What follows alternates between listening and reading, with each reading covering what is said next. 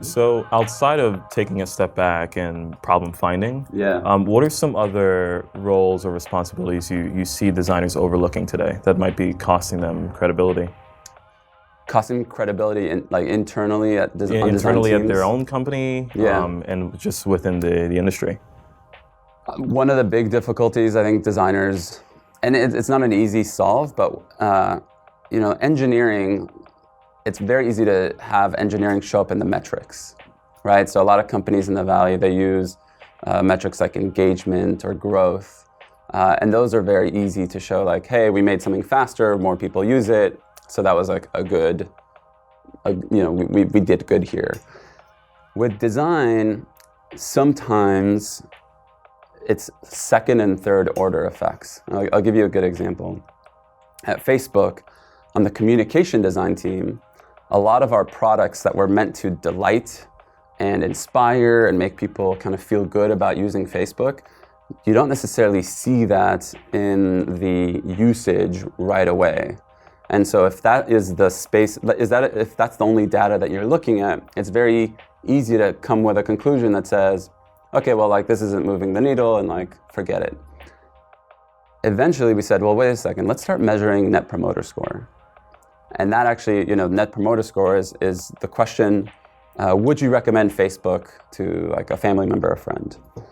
And it turns out that over time, those things that the communication design team was focused on, things like, hey, a year ago today, like this happened, or, it's Mother's Day today, like reach out to your mom. Those kind of things that were more touchy-feely, those were the things that really moved the needle on NPS. And so sometimes it's understanding like what metrics are we trying to move and making sure that you're actually like monitoring those things.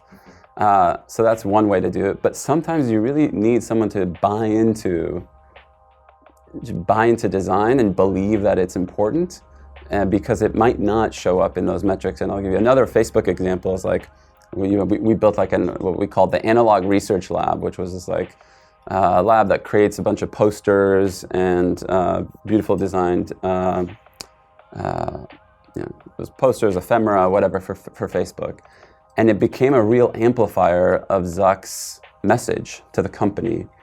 And so how do you measure that? Like, how do you measure the fact that like Zuck goes and says something and then all of a sudden, a couple days later, it's reflected all over the space?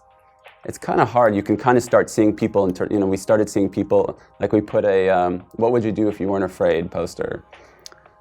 And then a couple days later, all of a sudden people started saying, they put sticky notes and say, oh, I would do this, or I would like switch teams. And some people are like, I would leave here, right? And we're like, oh, dang, like okay, it's starting to get real. I really feel. And then some of them got really real and intense, right? And so you knew that it was resonating, and it was an amplifier of what Mark wanted to do. And so over time, he really started leaning into that. He's like, he'd pull in Ben Berry, who was the designer, and him and Everett Kattegbach, he'd pull them in and say, look, I need your help here. Here's what. So when you start seeing the CEO, kind of pull you into things, that's another good sign that it's working and that it's valuable. But it might not show up in these like quantitative metrics. Maybe down the line it'll show up in Glassdoor ratings or like employee retention, but you have to believe that that'll happen because you might not see it in the short term. Yeah.